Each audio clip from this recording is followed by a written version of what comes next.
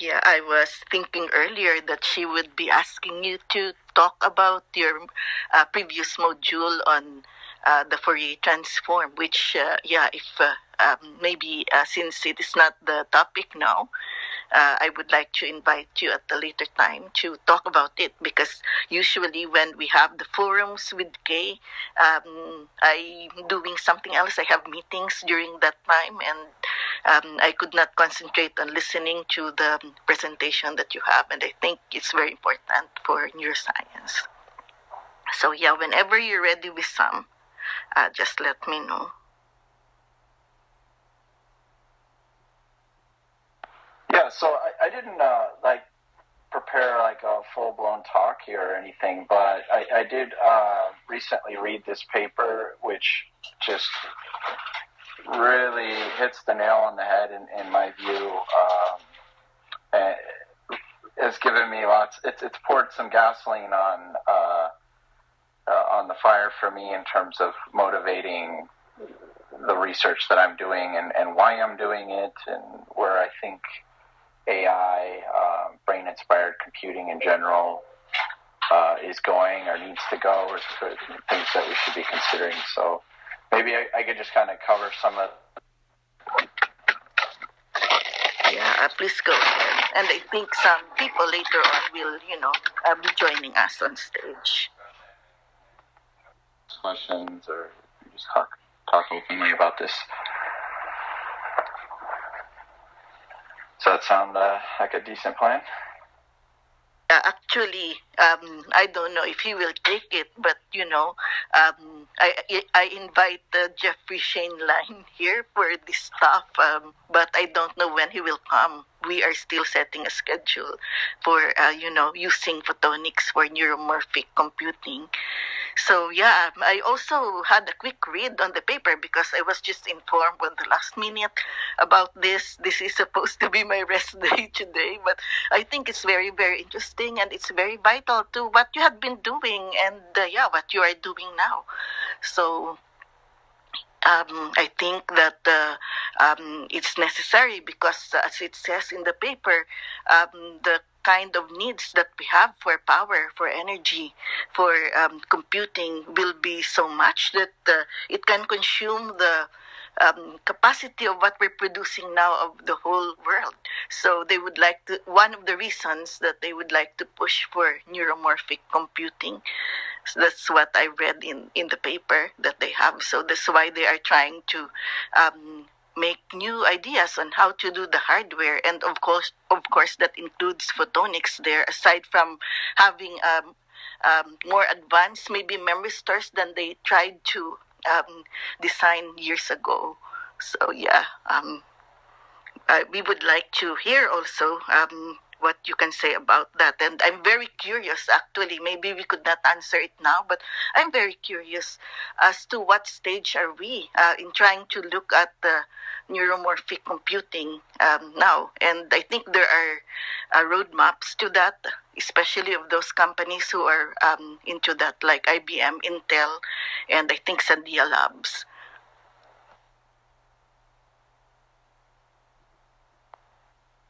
Yeah, sounds good. Yeah, so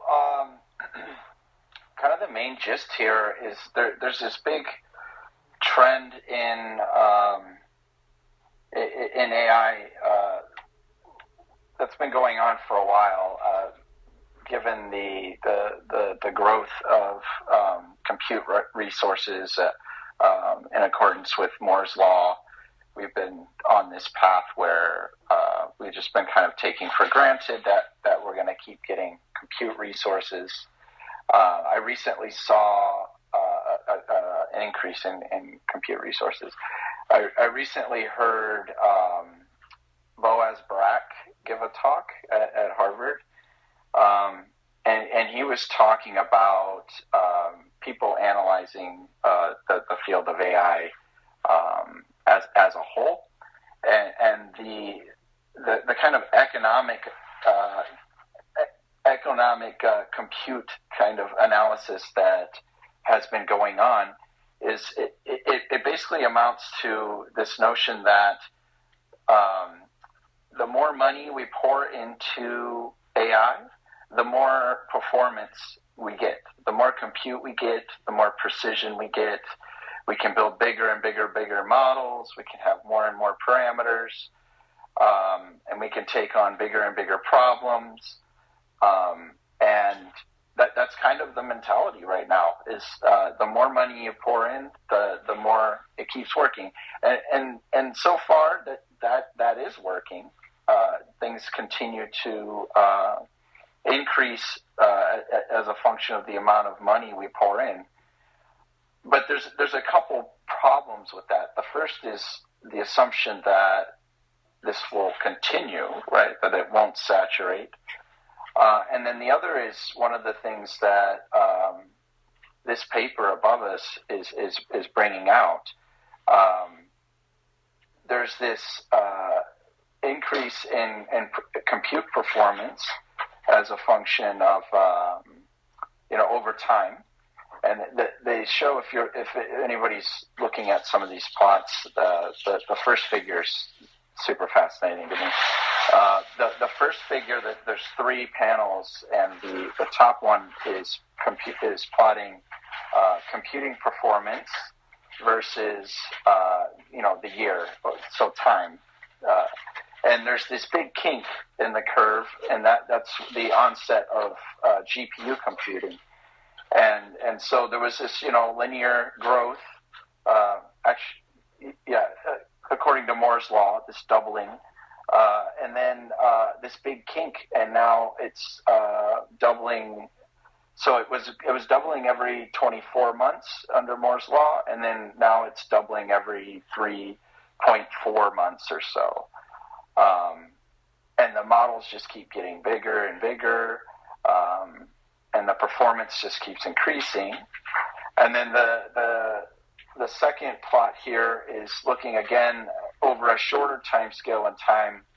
And what are they comparing here? Computing performance. It's just hardware development. And then the kind of take home here, the second point I was trying to make would be, in rebuttal to this mentality of let's just keep pouring money into these systems, is this third plot, which is the cost versus over time, and it's increasing exponentially. So we have this increase in compute performance that's doubling, or every three and a half months or so.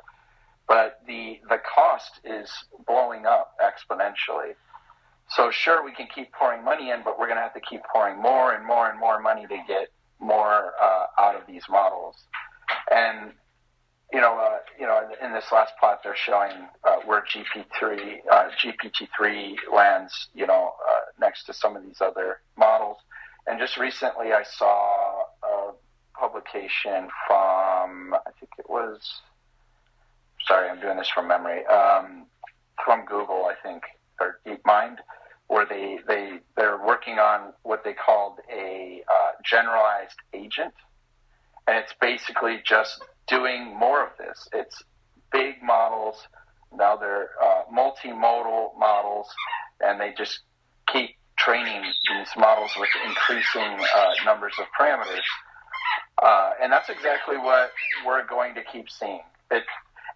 And to be clear, when I'm talking about thinking about moving toward neuromorphic computing, it's not to say that this is going to go away, right? I'm not saying that even neuromorphic computing, if all our dreams come true with neuromorphic computing, it doesn't mean that this would totally supplant or replace this, right? So deep learning, these systems, this methodology is here to stay, and we're seeing the things you would expect to see, like that model I was just mentioning. People are just finding ways to make these things even larger and very impressively figuring out how to train them. But it's prohibitively costly for not only money but also energy consumption. These systems are just absolutely guzzling energy for training these models. And so it just begs the question that I've been thinking about for a long time now, and I think maybe at a larger scale, people are going to start getting more interested in this, because the brain is fantastically efficient with energy use. It's about 2% of our body weight. So in terms of comparing it to other organs metabolically, it's compared to other organs, it's expensive. So 2% of our body weight, 20% of our energy consumption. But when you consider that it uses about 20 watts a day, about the amount of power it takes to charge your iPhone, you start to realize the huge difference in energy efficiency. And this is ultimately because the brain just does things in very different ways. And people are starting to learn how to get these neuromorphic systems, which are non von Neumann computing architectures, get them to learn things. And we're learning not only that they're energy efficient, but they're also very data efficient. They don't need a lot of training examples and data to learn in a similar way as we see with the brain. So yeah, I'm really excited about this. I've been able to talk to some people that are working in industry on this stuff, and it seems like this inspiration from neuroscience is being taken very seriously now. These teams that are designing neuromorphic brain-inspired hardware they actually have computational neuroscientists on their team that are part of the design and iteration process and designing this hardware. So for me, this is really exciting, and there's some challenges to getting this stuff off the ground, especially at scale. But I think it's really interesting, and I'm actually seriously contemplating going this direction after I'm done with school. But that's kind of what I'm thinking about at the moment. Maybe we could see if people want to chat about this or ask any questions, or I can always rant about things I'm thinking about. But if anybody wants to come up and talk. I see you down there, Alex.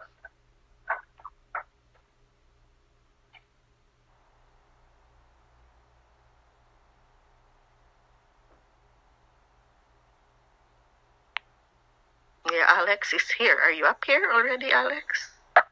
He's here. Hey, Alex. How are you doing, man? Hey, man. Doing well. How are you? Doing good.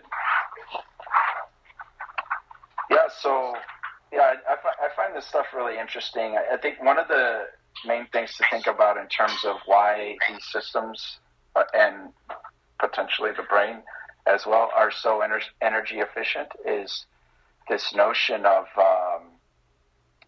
asynchronous computing. Actually, I could post another article up here that I think is interesting. It really gets at what I think is really relevant for this in terms of energy cost. So give me 1 second, I'll post it above.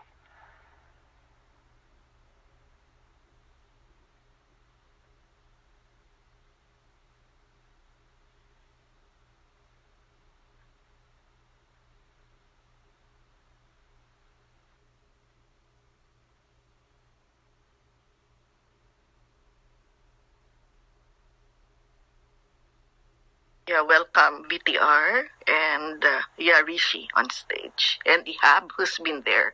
So I'm waiting for Wisam's article to be posted. So please share with us just in case you have any comment, or maybe someone can explain a little bit what is the difference between a von Neumann architecture and the neuromorphic computing architecture. Why is it, that people are aspiring to shift from the traditional von Neumann architecture to the neuromorphic computing? Hello, guys. Hey, Wisam, always a pleasure to be in your rooms. And I was reading the paper, interesting stuff, and good to see more recognition and progress in that field. And a lot of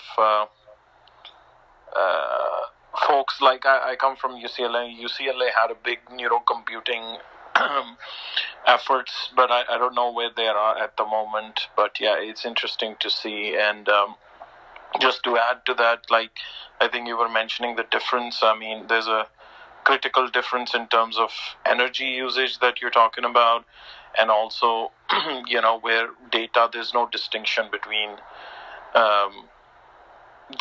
what's being processed, what's data. There's a lot of other, there's still a lot of discoveries to be made, but I was really excited reading that paper, so maybe I'll continue reading that. Is that a recent one? Let me see. I haven't checked the date. Yeah, it's very, very recent, actually. I think a week or two old. Nice. Yeah. Cool. Yeah. I'm glad you like that.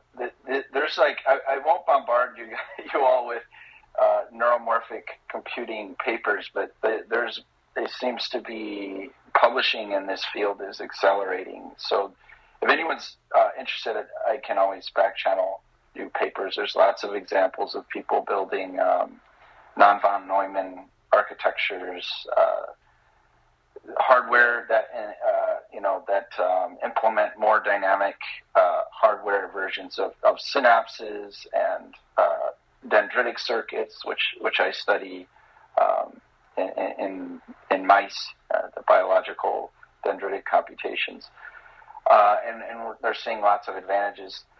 But yeah, the main thing here with the von Neumann architecture,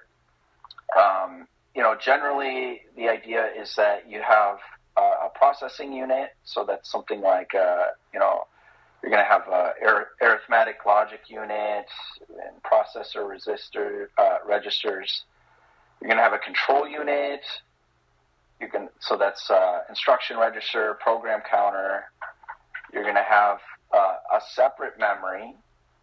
So, you're going to store your data there and store your instructions. And then usually there's the design includes something for external storage, and then you need input-output. But these days, people use this term von Neumann architecture to talk about something more general, in which the idea is the program is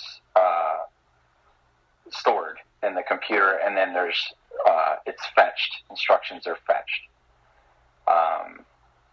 And so this article above is talking about how the idea of hardware that actually spikes, like the brain. So all of these big models we've been talking about that are really expensive to train and whatnot, we're talking about artificial neural networks that have abstracted neuronal activity at the level of firing rates. In other words, if you measured from a biological neuron, you measured spikes and you counted them, and then you just took time bins, and then over time you would just track how many spikes were firing over time. And so you get this smooth continuous parameter that represents the firing rate. So getting away from that, we're talking here about hardware for computer vision, these cameras, that don't abstract this at all, and the hardware actually spikes. And this is one of this to me is one of the big reasons that these architectures, these kinds of hardware architectures, give us huge gains in energy use, because you don't have this huge waste of computation that comes with waiting for each clock cycle and then sending information, really high bandwidth information at each clock cycle. It's just really wasteful computationally. And alternatively, they're talking here about these cameras, these DVS cameras.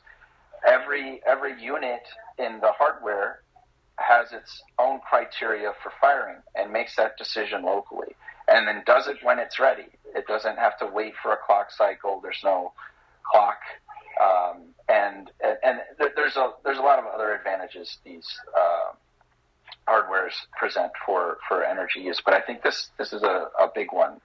This notion of asynchronous computing that to me is obvious, right? The brain is clearly doing this. It's clearly computing with spikes. So yeah, were you going to say something? Yeah, Wisam, so what was the, sorry guys if I interjected here, but I just was curious about the paper you posted earlier.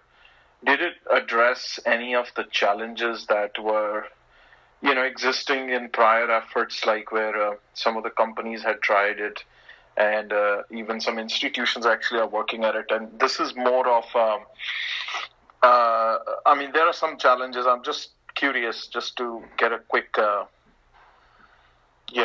slice of like if they have discussed any challenges regarding that they have overcome. Yeah. That particular paper didn't get too into the weeds, but it did. It was a good little compendium. I thought it referenced a lot of papers that would probably be helpful in that discussion. But you're right. This like a lot of potentially big innovative changes has been it's had its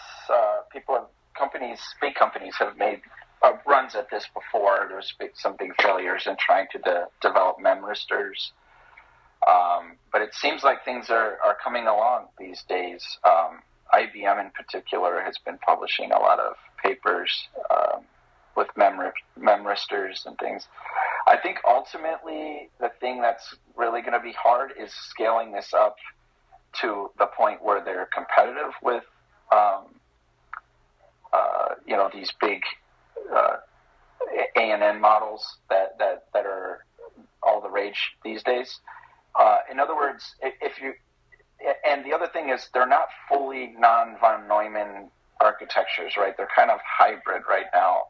So there is program storage happening on these devices, and so that's a bit of a bottleneck as well. How do you train this kind of thing? Like for example, once you get it to the point where you're not storing programs, you're just putting inputs into hardware, letting the hardware compute and output things. How do we get to the point where we know how to train really large systems like this that can do really difficult tasks? So there's a lot of unknowns here. But the cool thing is in my view, and I think the industry agrees at this point, it's the answers to those questions will come from neuroscience, from digging in and finding out how the brain does this kind of stuff. So yeah, I'm hoping my efforts in dendritic computation, for example, will be useful to inform this kind of technology. Awesome. A quick comment. Even the scaling issue, we could even have low power devices which are equivalent to, say, Raspberry Pi or something on that. That could be a low hanging fruit, and there is potentially a lot of energy savings there in works. If even somebody targets a low hanging, I wouldn't say it's a low hanging fruit, but just making those things more efficient at first. Yes. And maybe in the end, it'll just become a division of labor, right? Certain hardware systems like this will just be way better at certain tasks, and then we'll use these large GPU-based ANN models to do other things and figure out ways to merge them. But one of the things I'm thinking about is, actually, before I say this, one of the researchers from IBM was actually talking on the app the other day, and I got to pick his brain and ask him some questions. But this article above is talking about these DVS cameras, and they're setting up systems that will literally take this directly as input. So you have a spiking hardware that can learn from input spikes, computes with spikes, and can learn things really fast with very little amounts of data and use very little amounts of energy, and take in input directly from a DVS camera like this. So this makes me think about, well, what if we want to be serious about BCI development, why not work with these devices not only because they're low power, but they take in spikes. So we don't have to waste all this time computing and converting spike train data into continuous parameters that we can then chunk through our von Neumann architecture that's just getting super hot and using tons of energy, and then if we want to go back to stimulation, then we got to make another conversion.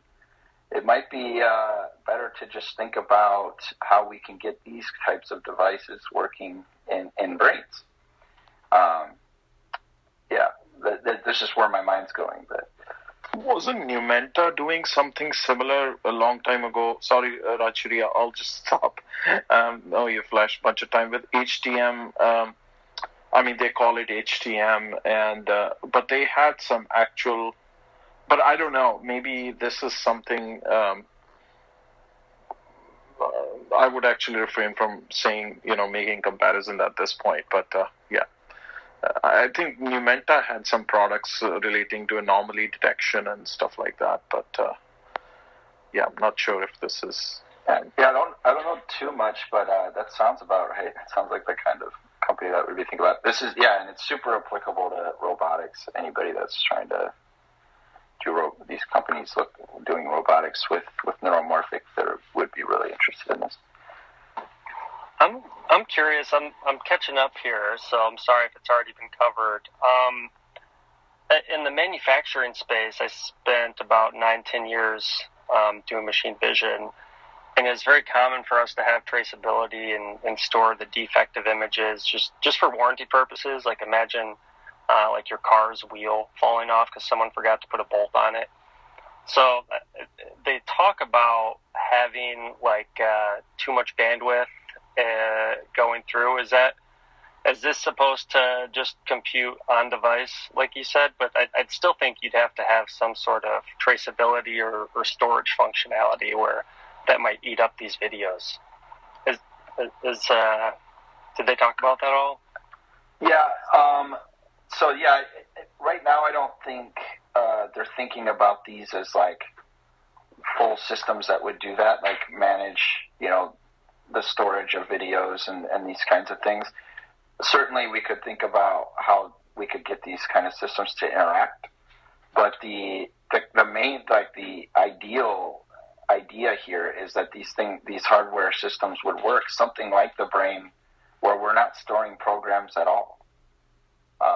They're just processing inputs and outputting things that we need, and we could integrate them, together in bigger systems and interact with traditional, von Neumann computing systems. And that's kind of where we are now. None of these are fully non-von Neumann. They're kind of hybrid systems at the moment. So I just wanted to talk about how one of the biggest bottlenecks in the von Neumann architecture is that you have to load instruction and data separately. And what you've spoken about seems to work around that. But one of the advantages in von Neumann architecture is the ability to have code that edits itself and generates itself. So you could adapt on the fly. And you did allude to this method being able to sort of dynamically adapt to the image and do the appropriate processing. But does it also have this ability to sort of, on the fly adapt and change, and maybe we could even fine tune it while it's running or just before it starts running? Is that still a possibility?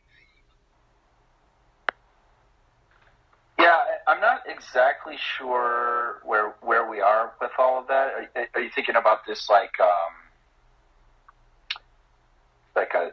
transfer learning kind of thing, taking what we've learned from other tasks and passing it into the next system?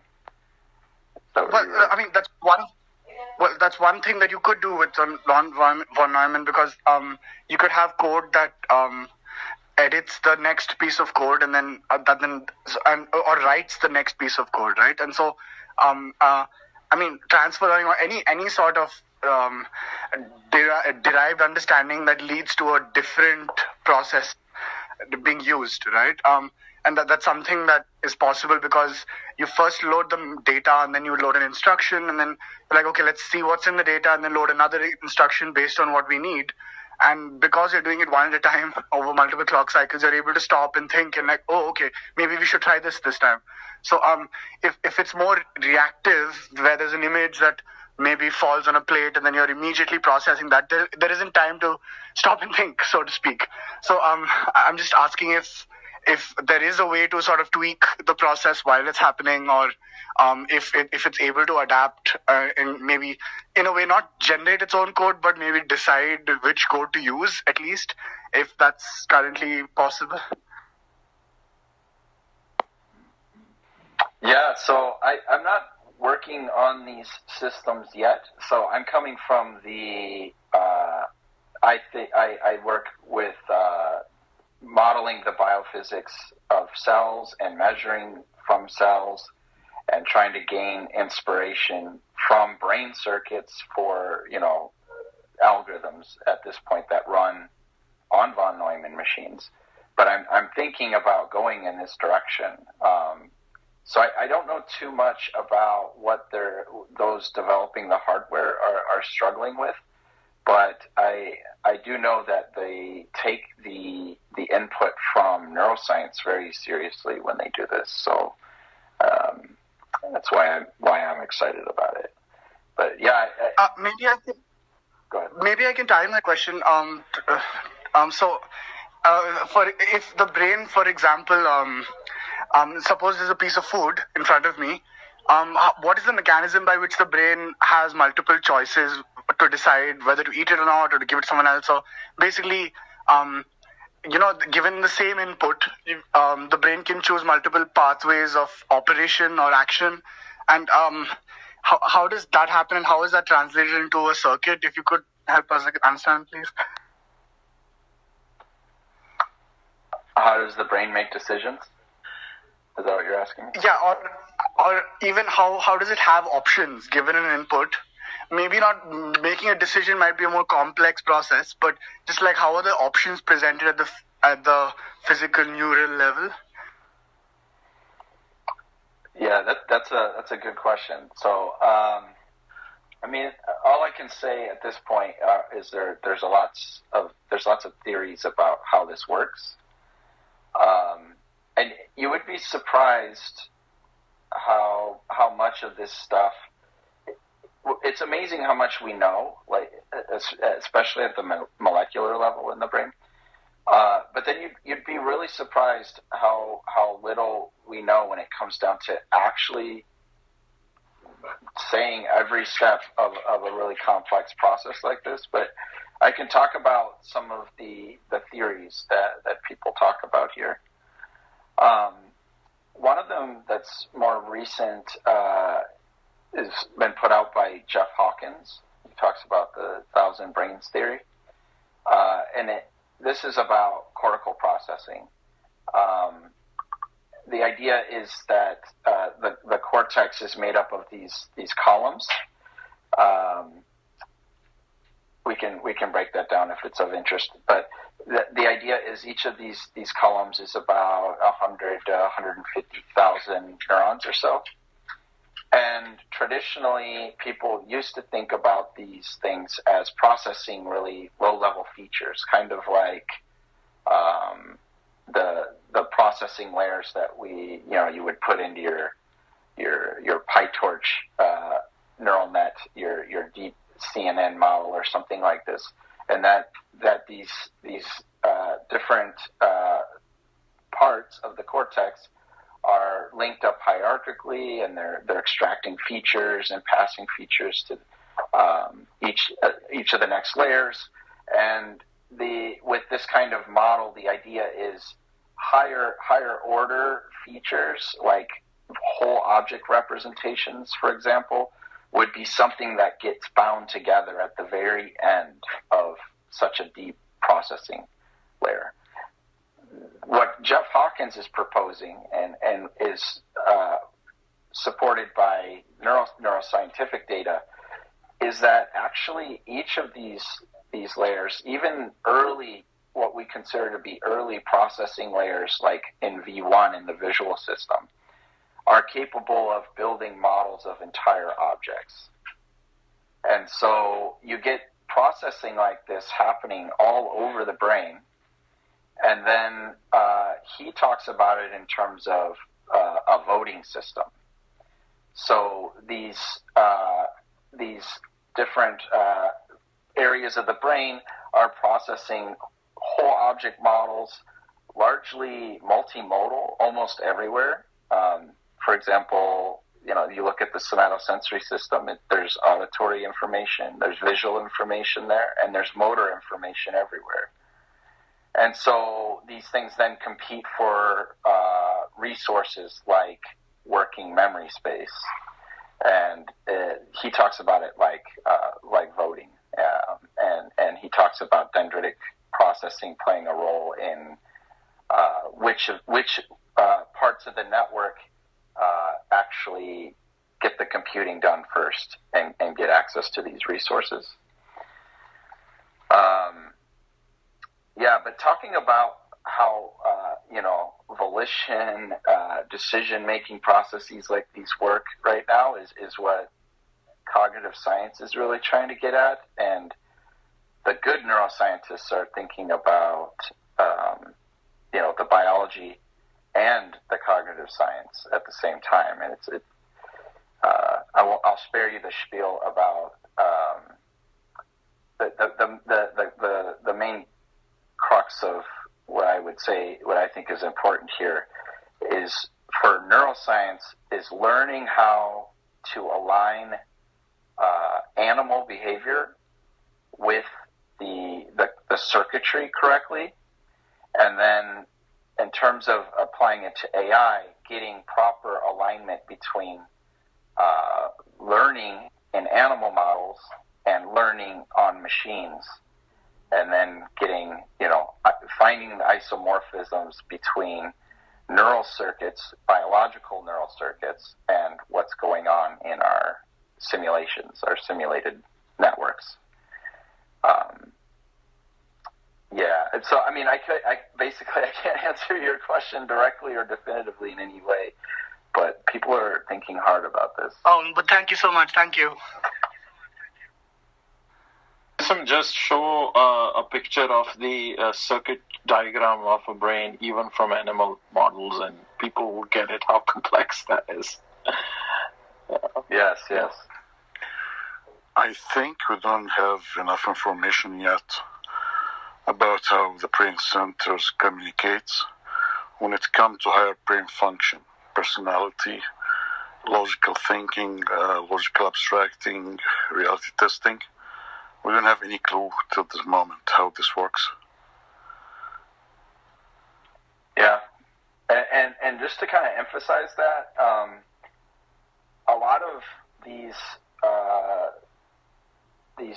big, deep learning models we're talking about, they're kind of scratching the surface of modeling the cortical circuits. In other words, processing, usually feed-forward processing within cortical circuits. And people have been doing things like looking at, representational similarity between these models and things we measure in the brain. But this is completely leaving out the connections between the cortex and the thalamus, the limbic system. All of these things are deeply recurrently connected together. And at this stage, we don't even know what the cortex is actually computing, even in sensory areas. We won't understand that until we understand the relationship between these circuits and deeper subcortical structures, which is, I think, beyond this interest in dendrites that the neuromorphic computing industry is taking up. I think some of the next stages will be, simulating cortical thalamic, probably first, computation, and then going from there. Because I think this is going to be critical for really understanding, like you were saying, really understanding these higher order functions that. Cortex thalamic will be very easy to emulate, but it's not going to answer the question because this is pretty much in a sympathetic, parasympathetic reflexes. But how, as you mentioned a second ago, like the brain amygdala and Bittman and the entire area around the third ventricle, how they communicate with each other? Okay, let me put it this way. It's a very simple decision. How you choose a lunch. You are sitting at a table with friends, right? A way to drop the menu. You look at the menu. How are you going to choose your dish? There's so many things will go into it. You look around your nose. This is a visual stimuli. We're talking about gathering information. Your nose will do another sensory with the olfactory nerve. And then your old memories. If you have bad memories with a certain dish. And so it's a really, we have no clue how this function. We have absolutely no clue how these centers talk among themselves and how we reach a decision. I'm talking about very simple decisions. For lunch, fish or steak. So what about edge detection for object, for vision and say object recognition, or say it could, if we have edge detection, which humans do have very good edge detection and just figuring out if something is a bike or not. I've seen examples. I think IBM did long time ago, then a couple of other companies. I think Intel was doing something in Neuromorphic that at least we can start addressing vision with it. I don't know. If I may, I'd just like to sound off how I've understood this. Maybe have Wisam correct me, and maybe it addresses your question as well. But from what I understand, each action, or there are pathways which are essentially bundles of actions or decisions that can be made. And at first, when the brain first comes across a situation, it's entirely creative. It will try many different pathways to see which ones work out. And then there's some sort of reward function where it rewards itself for taking the right pathway. And of course, all these pathways are competing with each other and collaborating in some way. But for example, the example of lunch, your brain is more likely to take I'm not sure if I'm right about this, but the brain reinforces pathways that were successful in the past using a dendritic calcification or a different process that sort of reinforces that pathway, so it's more likely to be used in the future because it was found to be effective and therefore rewarded more considerably. And so for things like object detection, these are things that the brain is always going to have to do throughout its life, and therefore over time it will reinforce those pathways significantly enough that it becomes more energy effective to run those pathways in the future. So any pathway that's used again and again, it's made to be more energy effective, and also that makes it more likely to be chosen as the useful pathway in that situation. And so whether it's ice cream or noodles, would be affected by your past experiences and the reinforced pathways relating to ice cream and noodles. And so the further you are in your life, and how depending on how many decisions you've made about lunch in the past, your decisions in the future about lunch are more likely to be affected by these reinforced pathways, or at least that's how I understand it. Okay, once I hear reinforcement, it jump into my mind Pavlovian dogs. Yes, to some extent are Pavlovian dogs, but this is easy to calculate learning, reinforcement, interval learning, and such kind of things. But how to put it this way? Like first time you presented with a menu, never first time you saw it in your life. So definitely cannot align with memories. Cannot align with some kind of biofeedback. If you know what, if I saw this before, I have a good memories. I have some hunch. Also, there's some area of brain functions we cannot figure out till today. Guts feeling, consciousness. I did talk about machine consciousness, which is like the big thing. And how you integrate memories into continuous learning, adaptive learning, a human brain. And again, still, as a physician, we still don't know much about how you're going to mimic something you don't know, the brain. How you're going to mimic, you don't know how it works. So, with consciousness, the point really quickly, I believe I mean, it's probably too simplistic of a view here, is just metacognition aspect of what we call thinking, the recursive nature of like thinking about thinking. To me, that's more likely one attribute of consciousness, right? And something is more towards reality testing. Thinking about thinking is more towards reality testing. Okay, I'm listening. Yeah, and another thing is the identity or the persistence of one's identity throughout life. I feel like that's also somehow connected to the conscious, the state of consciousness that we call. Imagining consciousness as a thread with all the different sort of aspects to it. I mean, these are the two ones that clearly for me stand out, and there might be others. I mean, haven't found the clue. I don't claim to find, solve consciousness here, but I think, those two seems like a very obvious ones. Can I? Line. Yeah, you mentioned that. Yeah, sorry. You mentioned some extra layers to the problem, right? So the initial thing was the classification of certain pathways is kind of it's like a way to mimic learning, neural type of learning. Can you explain the other challenges there? Okay. We missed the last 5 seconds, Hector. If you can repeat again, please. Sorry, can you hear me? Yes.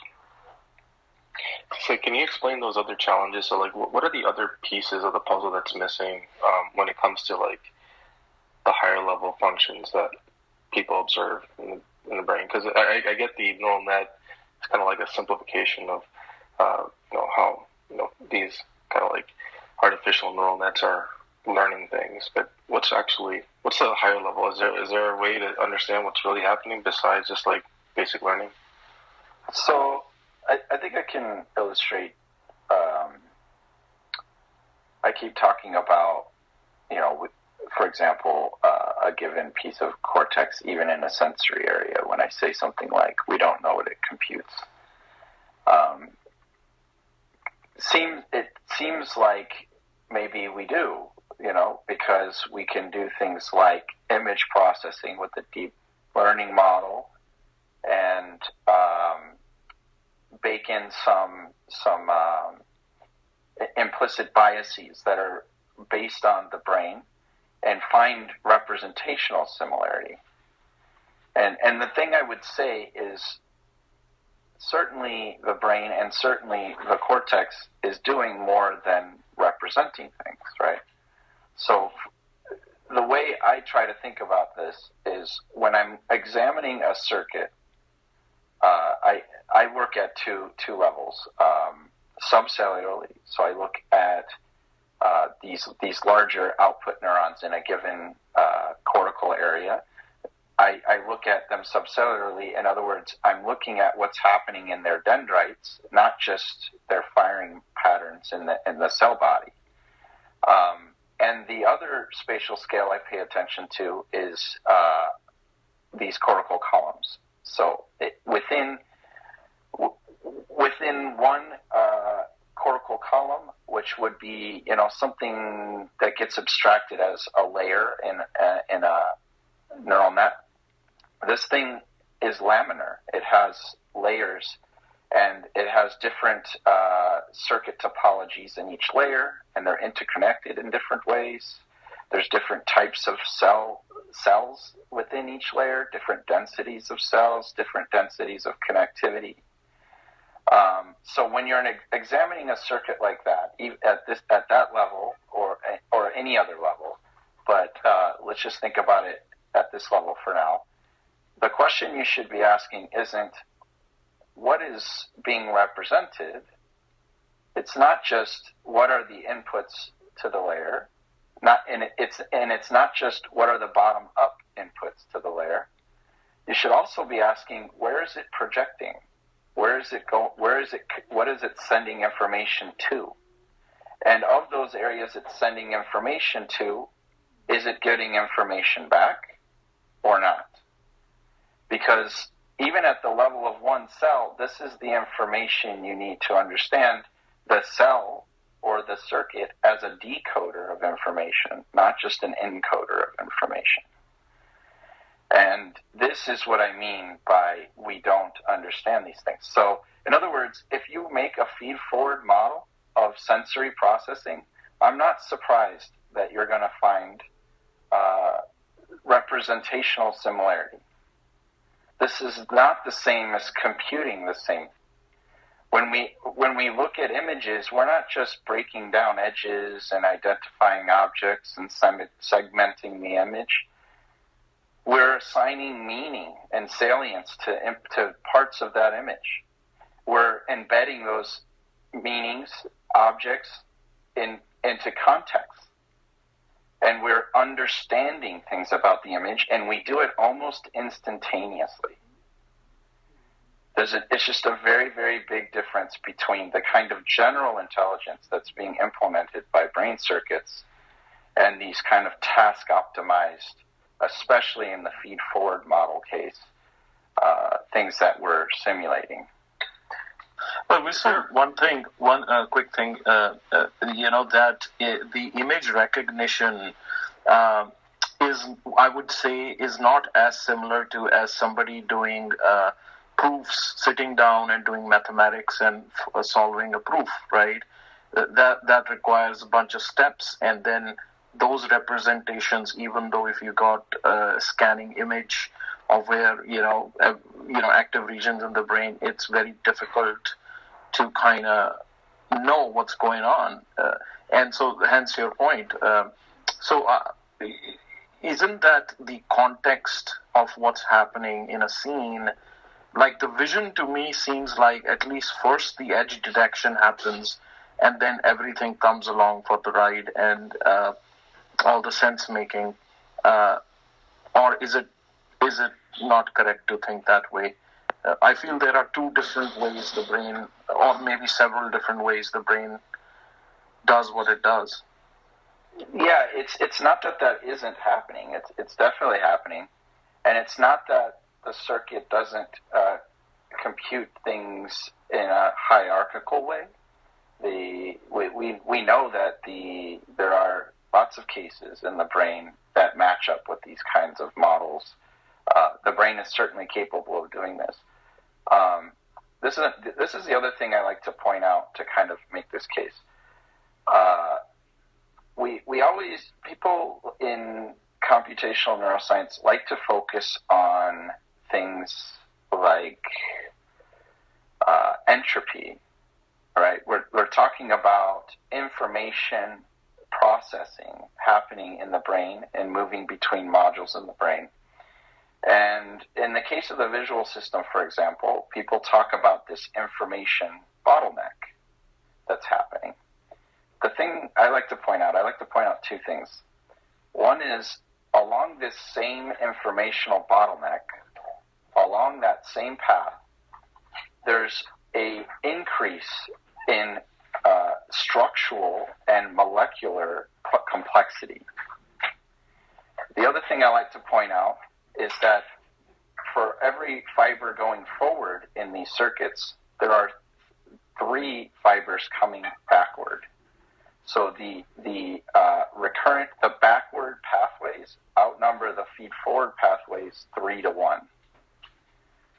And this is the case almost everywhere. You look at the auditory system, even at the level of the cochlea, there are 3 times as many afferent fibers coming into the cochlea than the afferents going to the brain. And this happens at the retina. This happens at every sensory system. This happens almost anywhere that you try to analyze the circuit and think about what's coming in and out of a given circuit that you're studying. So it's not that these things aren't happening. That certainly edge detection is happening. Those representations are there and they're being used. But the thing that's being left out that neuromorphic computing is actually paying attention to is the structure. If you think about energy use in the brain, the majority of it goes into structure, into dynamically changing the structure of the brain. This is in stark contrast to a von Neumann architecture that is fixed, and most of the energy gets dissipated in heat. So this is why I'm excited about this branch of research, and I'm hoping we can get over the hurdles. Also, if you can update me about the dendritic connection, because I think we need more information how the dendrites connect, the axonal connections, the retrograde, the antigrade, and because I think there's some kind of logical gates, like when I could borrow from the electronics like OR and NAND, but I don't know how it functions in the brain, how this works in the brain, how like the 2 neurons can talk to each other, and summation and the integration and all the stuff with it. I think we need to know more about this. What do you think? Dendritic connection. Yes, so dendrites are what I study. Finally, I can on the right place. I can give you the quick spiel. So by volume, by tissue brain volume, 90% of brain volume is actually dendritic. And the way we think about, or have been thinking about the brain, and certainly the way the AI community thinks about the brain, is purely somatic-centric. They just think about cell bodies, firing, snapping off action potentials. The soma, the body, yes. And even layers 7 and 9 at the retina have a lot of dendrites. Yes. Mm-hmm. So the AI community has reduced learning to what is ultimately a synaptic credit assignment problem. So Marvin Minsky talked about this really generally, about how do you assign credit to parts of a system for the output of the whole system. And in other words, for these systems to learn, they need to know how to change the internal parts of the system, namely synapses, in order to optimize performance. But it keeps rewiring. Sorry to interrupt you. It keeps on rewiring. It's like if you do electronics, here's a CPU, here's ALU, here's a RAM, here's a memory. Our synapses keep rewiring each second. Yeah. And so not only do I reject that these are the only parameters in the brain, there are many, many, many more parameters than just synapses in the brain. But even if we stick to that, these big models, the big progress that we're seeing, the stuff that's plotted on these charts, the GPT-3 and these AlphaFold, these big models that people are running in PyTorch and TensorFlow, they're using the backpropagation algorithm, and it's a good thing. It's very, very useful, but it's a very unbiological solution to the synaptic credit assignment problem that this has been set up as. And my point is, how are you going to build an algorithm? how are you going to build an algorithm to something we don't know? Like, okay, the classical thing, a cat versus a dog, yes. AI can do that very easily. But when the machine can be able, an AI machine can be able to see this is art and this is not art. And I have to give the example, like a good art dealer can look at painting and in a split second he can tell you this is a treasure, this is a garbage. Building an algorithm. So I'll wrap this spiel up here in 2 seconds. The point I'm getting to is if 90% of brain tissue by volume is dendrites, and dendrites is the thing between synapses and cell bodies, then this is exactly what we need to study to start to understand how the brain does synaptic credit assignment. Absolutely agree. And the problem is it keeps switching, it keeps rewiring. It's like you're looking at a circuit diagram and it's switching you every fraction of a second. It's just switching you. That's the problem. Because a quick question, a little pushback on whether that cats and dogs example that you gave holds up, because if you've heard about adversarial networks, even a slight change in lighting would have the AI misclassify the same picture of a dog to be of a refrigerator, which is equivalent to a human having a stroke or something, or having some sort of ailment, to not recognize. The famous book, I think a lot of people quote this, is that I mistook my wife for a hat. It's what Oscar, who wrote that book? Anyways, so I mean, it's not robust, right? The even with that much training, it's always breaks down really easily. It's a very easily breakable or brittle system. Coming back to the representation, Wisam, that you mentioned earlier, do you think something like a honeybee, which is I think it has 1 million neurons or something like that, but the complexity of its movements and maneuvering around the environment, do you think then it has representation of everything in its environment? I sort of doubt it, because I think it's probably building from the existing representations, and that's how it kind of gets around the environment, because it's nearly impossible.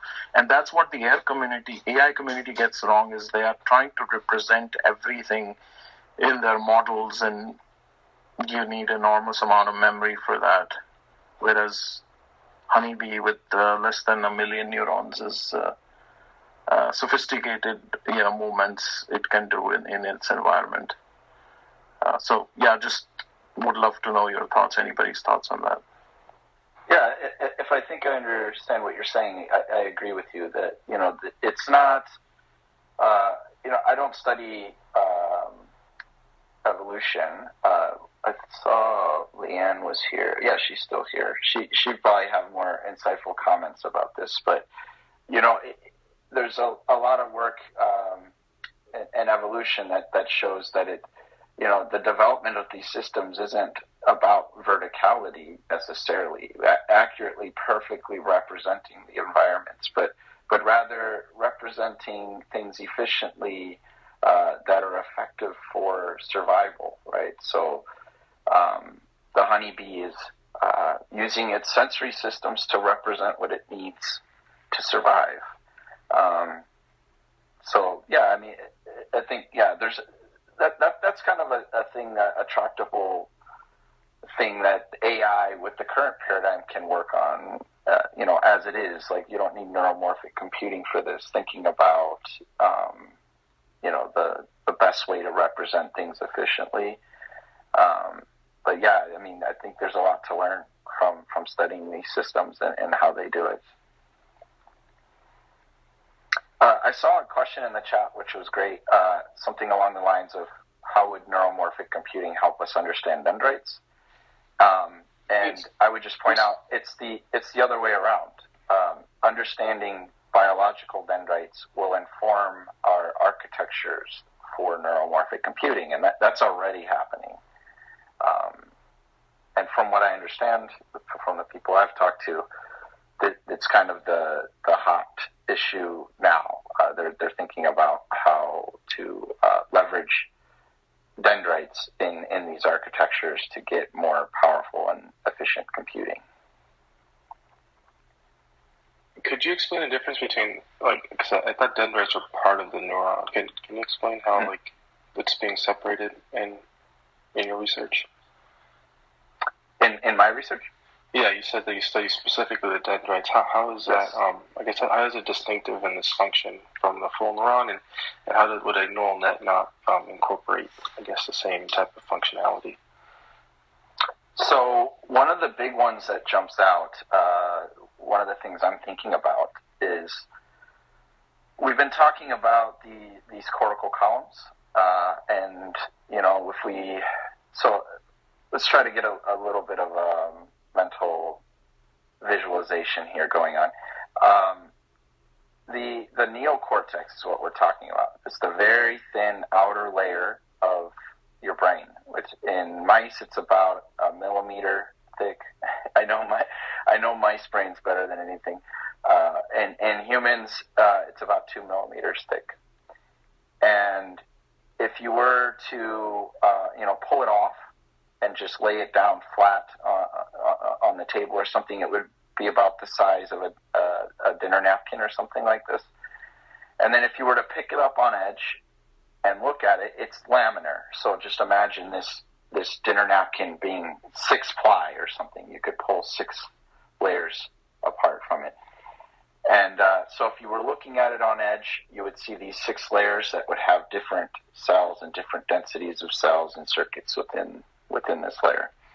I study they're called pyramidal neurons.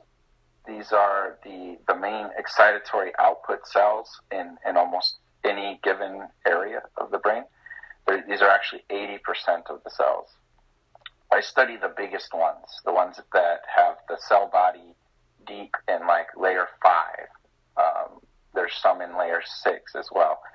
And they look like trees. So you can imagine from the cell body, there's these what are called proximal dendrites that are close to the cell body. They look almost like the root system of the tree. And you can imagine, now we're thinking about this neocortex as a cortical jungle.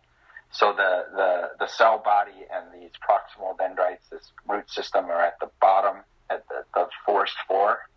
And there's this really big dendrite that goes up through all the layers, and then there's this huge arborization in what would be like the canopy of this cortical. The distal ones too. Exactly, distal, far from the soma. Now, I brought all this up to set the stage for what I was trying to get at. There's this really interesting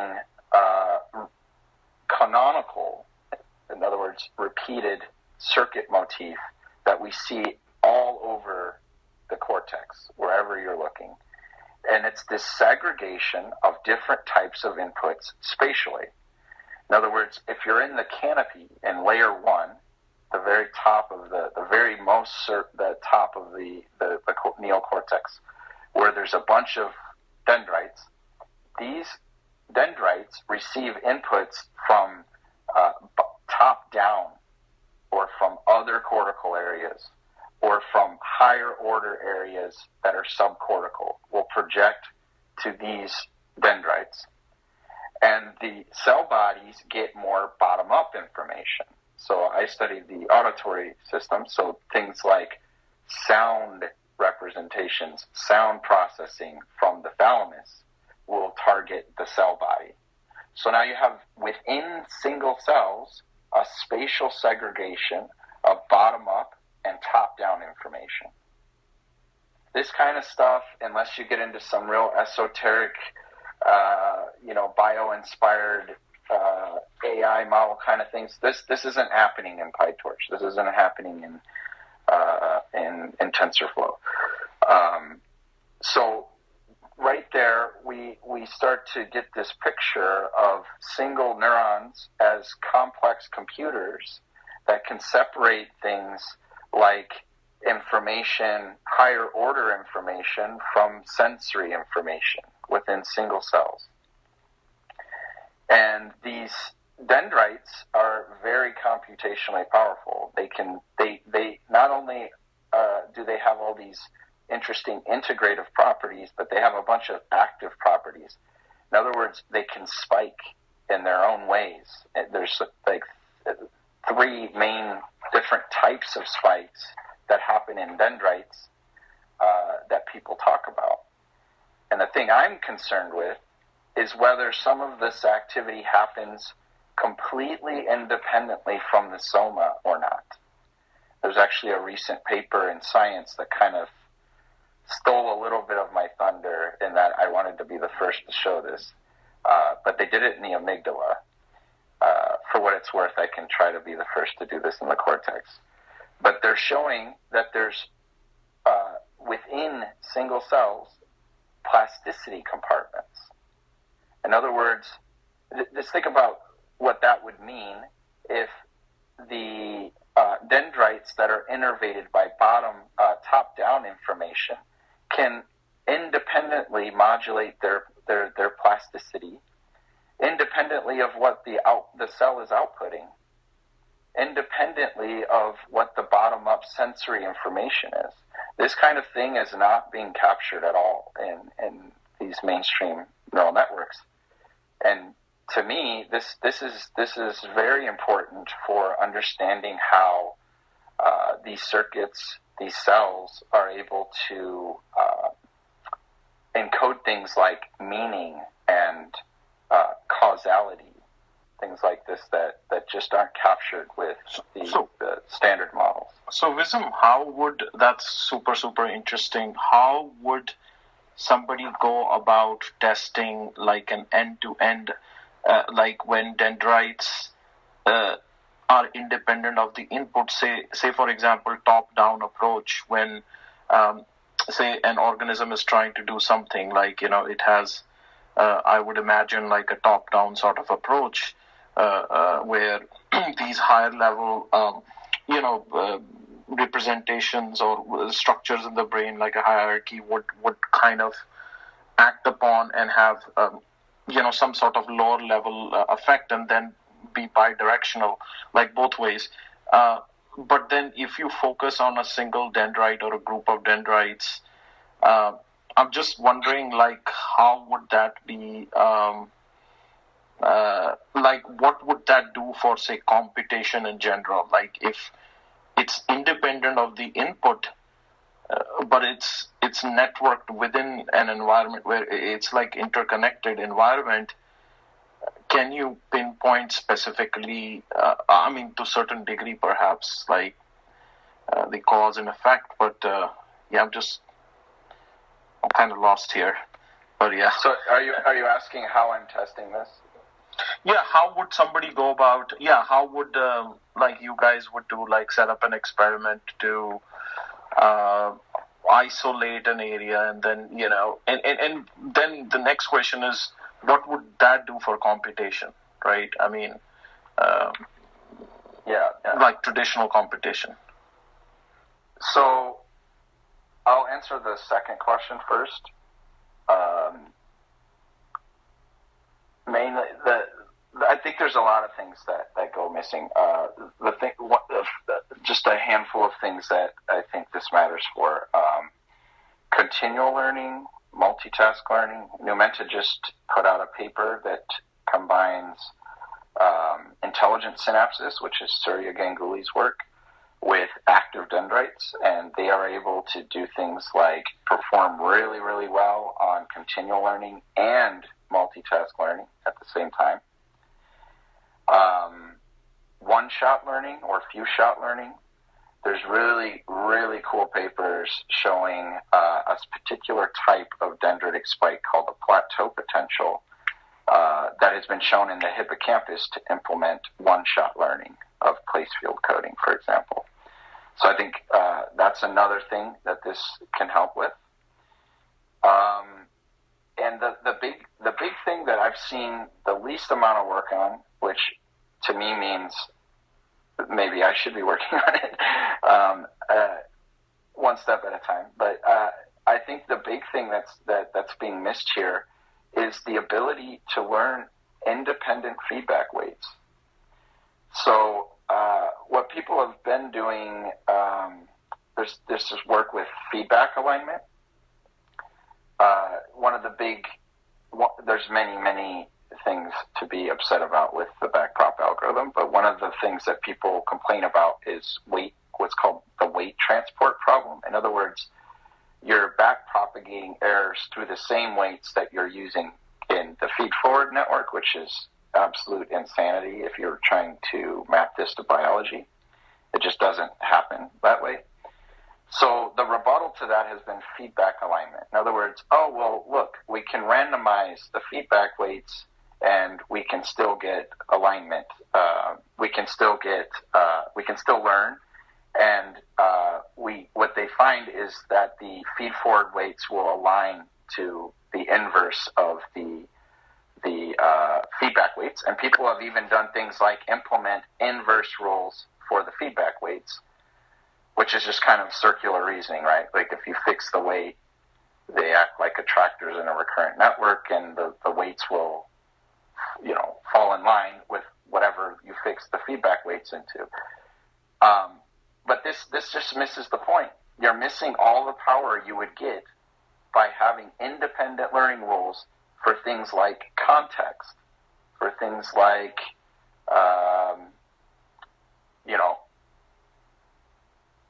having integrative dendritic strategies for embedding causal information at the level of synapses for things like, did my sensory information cause things that ended up being higher order processing, or did my higher order processing affect my actions in the world that affected my sensory inputs?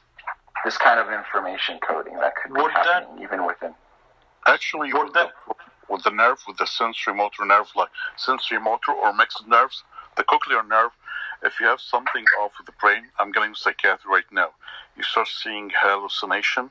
This could be a visual impulse. Stimuli never happen. And sensory, it never happened. It just exists in the brain. We have to look into this.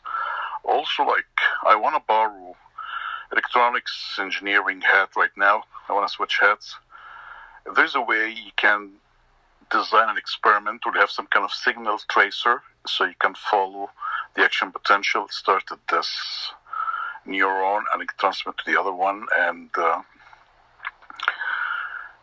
some kind of signal tracer, like a brain signal tracer. Does this exist? Sorry, I don't think I caught it. A tracer for what? A signal, like I would follow an action potential, like this neural fires first. So I use calcium sensors. So if you could do a dream experiment as a neuroscientist, what you would want is perfect information about voltage activity in every cell in the brain. And then the next thing you would want is calcium activity, because every single plasticity mechanism we've ever described molecularly is strongly coupled to calcium signaling. Yeah, sodium, potassium, sodium influx in the cell, and yes, then for the action potential. So that's what I track. I track calcium. Will that? Sorry, quickly. Sorry, go ahead. Actually, I was going to give you a quick stab at that first question you asked, but. Oh yeah, I was thinking that would that also take care of the robustness that a system will be able to handle, say, contradictory information, because one-shot learning is great. It reduces the data set to not enormous training data like the current systems do. But then there is something else the human brain does is, maybe you covered it, is like, say, if there's a leaf on the road and I kind of know that that's a leaf and I don't have to kind of keep learning it again. And even in whatever configuration that leaf is, I still know it's a leaf or something that's harmless. And that comes from like more robust kind of representation or understanding of that whatever it is, an object in the environment. Will this sort of thing take care of that, or contradictions will sort of break its, will still be brittle? No, yeah, exactly. The brittleness of these systems is a function of the way we're doing things. We're task optimizing things. We're fitting huge amounts of parameters to data.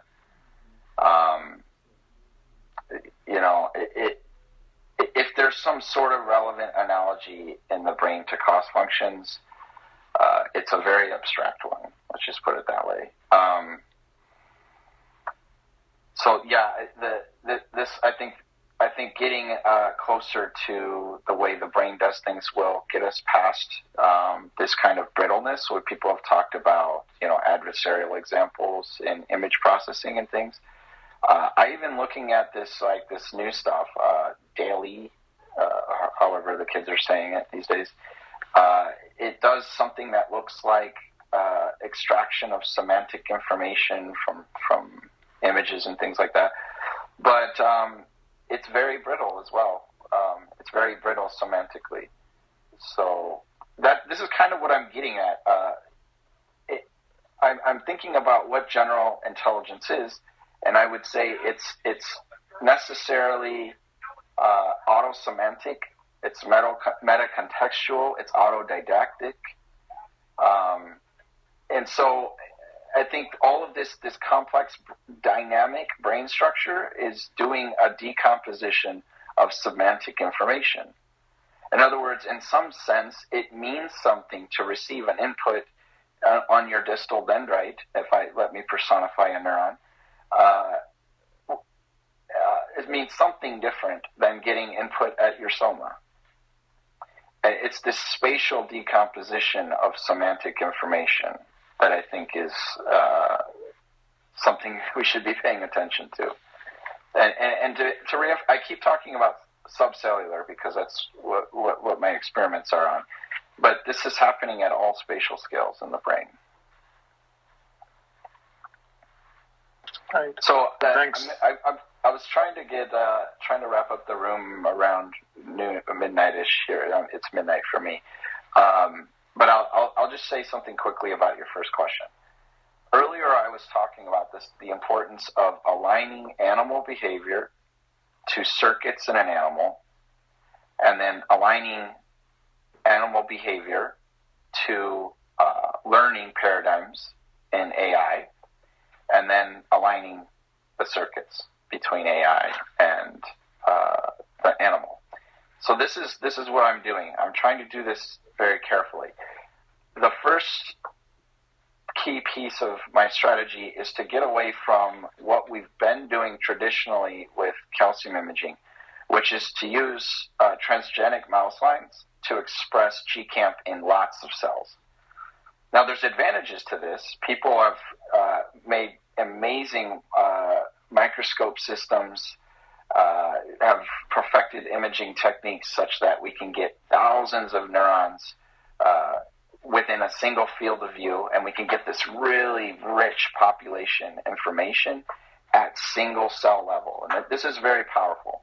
The problem is this gives you absolutely no hope of looking at dendritic information in single cells.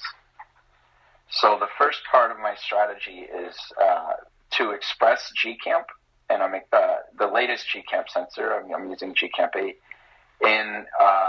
in a very, very sparse way, so that I can now convert my imaging sessions into a admittedly very difficult image segmentation problem that allows me to reconstruct single cells and track calcium activity in dendrites and associate those dendrites with the cell body that they're attached to. So that's like the first part of my strategy. The second part of my strategy is to do this while the animal is learning, not just one behavioral paradigm, not just Pavlovian conditioning, not just operant conditioning, but many things. So fMRIs. While the animal's alive, behaving, learning things, imaging what's happening at this level. I think fMRI will help with that. No, I'm working with mice, so no. And fMRI is definitely not at the. It doesn't have it. The temporal resolution is very, very bad, and even it's good at spatial, but it's not good enough. So calcium imaging, 2-photon imaging, microscopy. And then the last thing I'll say about that, if you're going to image a sparse set of neurons and sacrifice getting lots of neurons in your imaging, you have to be very intentional about which cell population you target.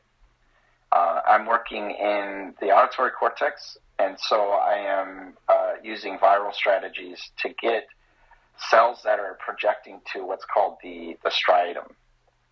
And the striatum kind of sits as a kind of control hub for the basal ganglia in the subcortical circuits in the basal ganglia. So I'm targeting these cells because there's a bunch of work that shows within these cells are able to learn associations between behavioral parameters and sensory information, auditory sensory information. And they've been shown to code for choice information during behavioral tasks. And that the striatum, which eventually goes on to command whatever motor response ends up happening, is actually inheriting choice information from these cells. So I know these cells are doing some heavy integration. No one knows for sure what's going on. That's why we're studying them. But I know that they're encoding choice information that gets passed on. So I've picked on these cells to do this work in. So Wisam, I know that we both agreed to wrap up at around midnight EST. So I would just like to tell the audience, maybe if you want to continue some open discussion, we could have an open discussion or news, about neuromorphic computing, because I'm just talking in the back channel with Ryan that we will be doing edge computing, IoT, and probably neuromorphic computing news, and some open discussion maybe on May 18th. So maybe we can just continue, and we would have more time to read and research about that, because basically our main room will be in the morning, and there is a guest who will be talking about how feelings, including sadness, may be key to depression recovery. So I know that a lot of people maybe would still like to continue the discussion today, but why don't we continue it on May 18th? So please come, because I think Wisam is very busy, and it's already midnight on his side. So Wisam, would you like to speak before I make other announcements and bring their cell up?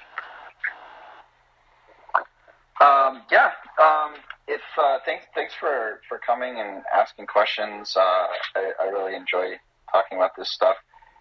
I've been running rooms on Fridays in a club called the Neuro Network. If you're interested in this stuff, I'm actually covering the paper I was talking about in the amygdala that showed plasticity compartments, dendritic plasticity compartments. So I'm going to be covering that this Friday. So if you follow the club, or at least ring the bell for the event, then you'll know when that's happening. So thanks a lot. The only last thing I was going to inject, I saw something in the chat about somebody pointed out something about this work that's been done in the dish, where people are culturing neurons and getting them to do things like playing Pong. This is Carl Friston was involved with this particular paper recently. and this comes from a line of work that I agree with, that the ethos here is that synthetic biological intelligence will happen before AGI happens in on von Neumann architectures, and that I agree with. And the thing that not only is that interesting in its own right, in talking to some of the folks working on this at IBM, they pointed out that people are starting to get into iteration between systems like this and neuromorphic systems. In other words, you can start to learn something about how biological neurons can be trained to do tasks, and then apply it directly to the neuromorphic system, and then iterate back and forth. This kind of like cycle of inspiration. So yeah, that is super interesting line of work. I actually have a room on replay where we covered that paper, Friston paper. It's has some provocative title, something about sentient organoids or something. You can find it on my profile if you're interested. But yeah, thank you for hosting me, Cecile, and Ryan, and the Quantum Photonics Club. I always enjoy the rooms, so I feel honored to be here, and thanks for everyone listening.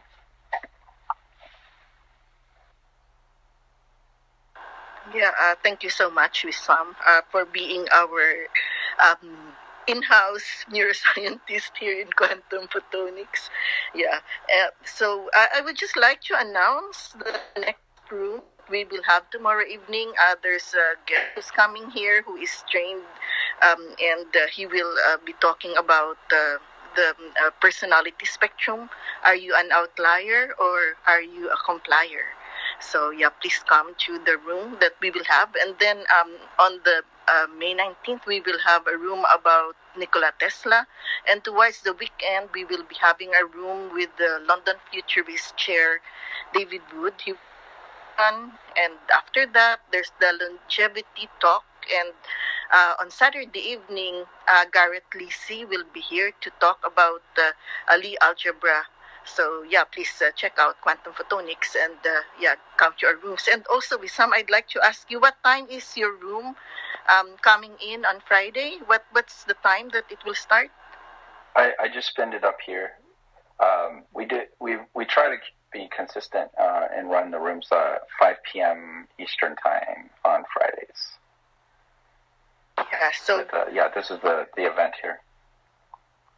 Follow Wisam, and also please check out the link that he has there, and also the club that he has, because he has good topics every weekend. Yeah, so thank you, Wisam, and thank you everyone who are here on stage and those in the audience who had been with us from the start and up to now. So with that, I would like to give the mic to Darcel. Thank you, Cecile, and great room, Wisam. I really enjoy your rooms, man. I really always learn a lot, so thank you for coming. All right, so we're going to start with lucky number 7 for our count out. Is everybody ready? Somebody say ready. We're ready. Ah, there you go. 7. Ready. 7. Ready. 6. 10. 5. 4. 3. 4. 3. 2. 2. Wisam, you are number 1. Go ahead and call it out. And 1. Good night, everybody. Good night, man. Everybody have good dreams. Yeah. Good night. Tomorrow.